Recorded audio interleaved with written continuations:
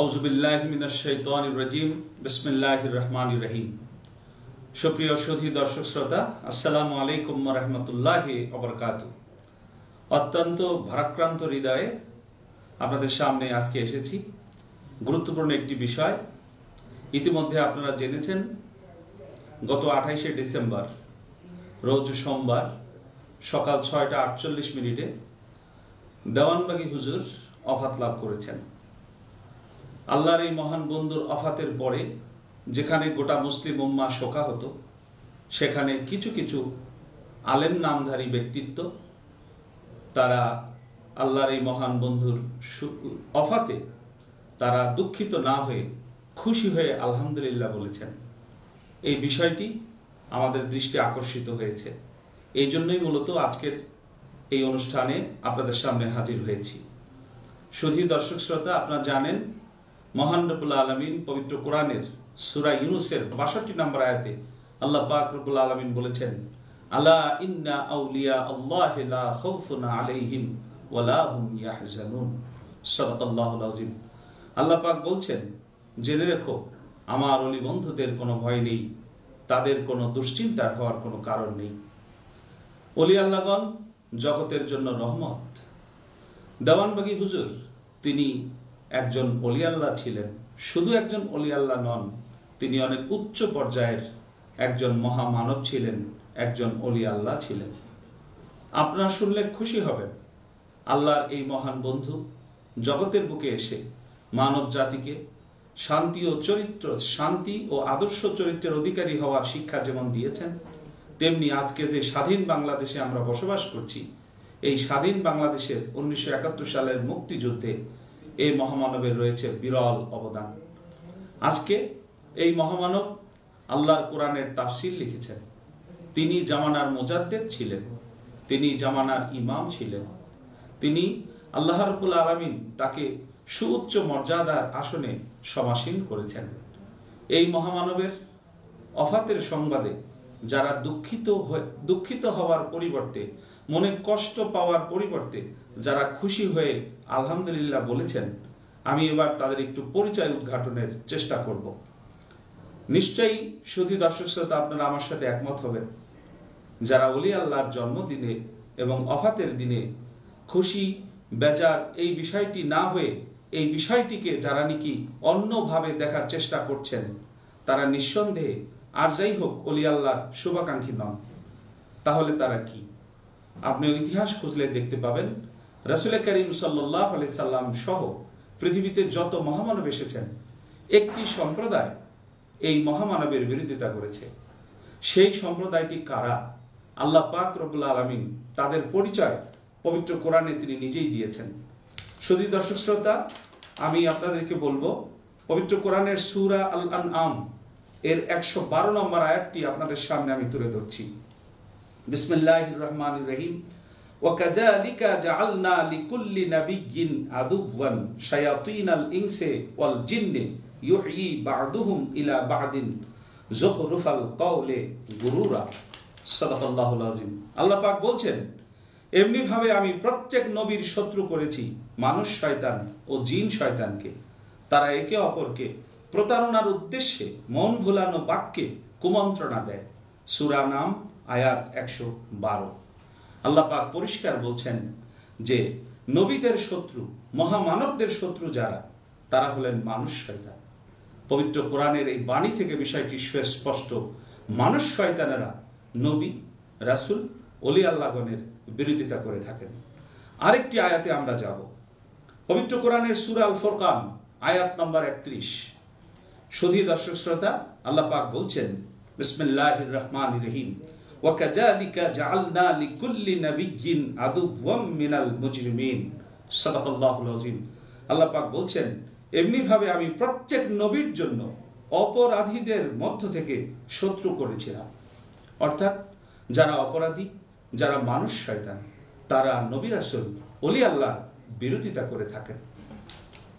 সুধী দর্শক শ্রোতা, এই প্রসঙ্গে একটি ঘটনা আপনাদেরকে বলতে চাই। রাসূল করিম সাল্লাল্লাহু আলাইহি সাল্লামের যুগের সেই ঘটনাটি। কুরাইশ সর্দার ওলীদ ইবনে মুগীরা হযরত রাসূল সাল্লাল্লাহু আলাইহি সাল্লামের শানে একটি মিথ্যা কথা বলেছিল যে মুহাম্মদ সাল্লাল্লাহু আলাইহি সাল্লাম উন্মাদ। জবাবে মহান আল্লাহ তার 10টি দোষ প্রকাশ করে দেন। আপনারা পবিত্র কোরআনে সেই বিষয়টি সুস্পষ্টভাবে পাবেন। সূরা আল কলম আয়াত 8 থেকে 13 আল্লাহ পাক রব্বুল আলামিন বলছেন, হে রাসূল সাল্লাল্লাহু আলাইহি সাল্লাম, আপনি মিথ্যাবাদীদের কথায় কর্ণপাত করবেন না। তারা চায় যে যদি আপনি শিথিল হন তবে তারাও শিথিল হবে। আপনি এমন ব্যক্তির কথায় কর্ণপাত করবেন না যে কথায় কথায় কসম করে, যে হীন প্রকৃতির, যে পশ্চাতে খুব দুর্নাম রটনাকারী, যে চগলখুরি করে বেড়ায়, যে নেক কাজে বাধা প্রদানকারী, যে সীমা লঙ্ঘনকারী, যে মহাপাপী, যে রুক্ষ স্বভাব, এতদ ব্যতীত সে জারস। আল্লাহ পাক রব্বুল আলামিন ওয়ালিদ ইবনে মুগীরার 10টি দোষ কোরআনে বর্ণনা করেছেন। কেন? এই ওয়ালিদ ইবনে মুগীরা আমার নবীকে বলেছিল মুহাম্মদ উন্মাদ, নাউযুবিল্লাহি মিন যালিক। রাসূল করিম সাল্লাল্লাহু আলাইহি সাল্লামের একটি দোষ, মিথ্যা কথা নবীর ব্যাপারে রটানোর কারণে আল্লাহ পাক রব্বুল আলামিন তার 10টি দোষের কথা কোরআনে উল্লেখ করেছেন। সে ছিল জারস সন্তান। হযরতে বড়পীর আব্দুল কাদের জিলানীর যুগের একটি ঘটনা। সেই বড়পীর আব্দুল কাদের জিলানী একদিন তার সফর সঙ্গীদেরকে নিয়ে তিনি বের হয়েছেন। তো রাস্তার পাশেই কিছু ছেলেরা ফুটবল খেলছিল। হঠাৎ এই ফুটবলটি বড়পীর সাহেবের সামনে চলে আসে। তখন মাঠের সমস্ত ছেলেরা তারা লজ্জিত হইল যে আল্লাহর বন্ধুর সাথে আমাদের বেয়াদবি হয়ে গেছে। কিন্তু একটা ছেলে, সে বুক টান করে বলতেছিল, কি হয়েছে, ওনার সামনে থেকে বল আনা যাবে না, কোনো ব্যাপার হইল? বড়পীর সাহেবের সামনে থেকে বল করে এসে নিয়ে গেল। তার ভাবটা এরকম, সে কিছু কেয়ারই করছে না। বড়পীর সাহেব বললেন, তোমরা কি এই বাচ্চাটার পরিচয় জানো? কেউ কেউ বলল যে হ্যাঁ আমরা জানি, তার পিতার নাম অমুক। বড়পীর সাহেব বললেন যে না, তোমরা যেটা জানো সেটা ভুল, আসলে এই ছেলেটি জারস সন্তান। খোঁজ নিয়ে দেখা গেল সে আসলেই জারস সন্তান। সুধী দর্শক শ্রোতা, প্রত্যেক যুগে নবী, রাসূল, ওলি আল্লাহর বৃদ্ধাচারণ যারা করেছেন তারা ছিলেন মানুষ শয়তান, তারা ছিলেন অপরাধী সম্প্রদায়। আজকে বড় আফসোস এবং পরিতাপের বিষয়, যে ব্যক্তি নিজেকে একজন আলেম হিসাবে পরিচয় দেয় এবং ওয়াজ মাহফিলে হাজার হাজার মানুষের সামনে যে ওলি আল্লাহর দুর্নাম করে, ওই মাহফিলের ভিতরে দুর্নাম করে, এবং দেওয়ানবাগী হুজুরের মতো এত উচ্চ পর্যায়ের একজন মহামানব, এত উচ্চ পর্যায়ের একজন ওলি আল্লাহর শানে যে মিথ্যা রটনা করে, এটি বড়ই দুঃখ এবং পরিতাপের বিষয়।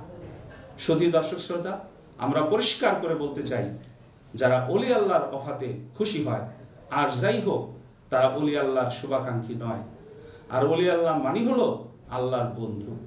তা আপনি যদি আল্লাহর বন্ধুরই শুভাকাঙ্ক্ষী না হন, আল্লাহর বন্ধুকেই যদি পছন্দ না করেন, তাহলে নিশ্চয় আপনি আল্লাহকেও তো পছন্দ করছেন না।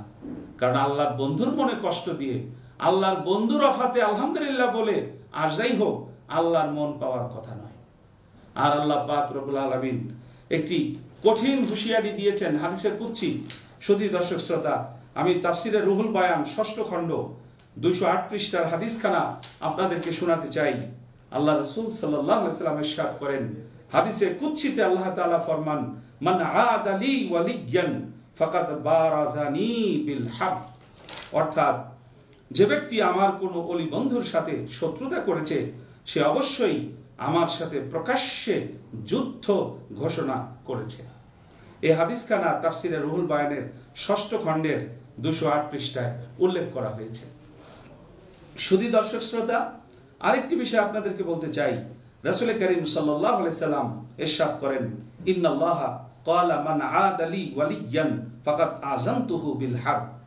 আল্লাহ রাসূল সাল্লাল্লাহু আলাইহি সাল্লাম ইরশাদ করেন, নিশ্চয়ই আল্লাহ তাআলা বলেছেন, যে ব্যক্তি আমার কোনো বন্ধুর সাথে শত্রুতা পোষণ করে, তবে আমি তার বিরুদ্ধে যুদ্ধ ঘোষণা করি।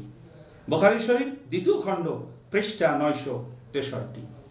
সুধী দর্শক শ্রোতা, তাহলে যারা আল্লাহর বন্ধুর অফাত দিবসে অফাতের সংবাদ পেয়ে আলহামদুলিল্লাহ বলে, যারা ওলি আল্লাহর সাথে নিজেদেরকে শত্রুতা, নিজের ওলি আল্লাহর শত্রু হিসাবে যারা নিজেদের প্রকাশ ঘটাইল, আল্লাহ পাক রব্বুল আলামিন নিজে তাদের বিরুদ্ধে যুদ্ধ ঘোষণা করেছেন।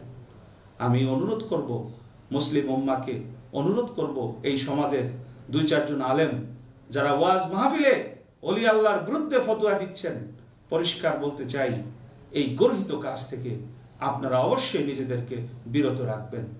আল্লাহ আমাদের সবাইকে সঠিক বুঝ দান করুন, আমিন। ওয়া আখির দাওয়ানা আলহামদুলিল্লাহি রাব্বিল আলামিন। আসসালামু আলাইকুম ওয়া রাহমাতুল্লাহি ওয়া বারাকাতুহু।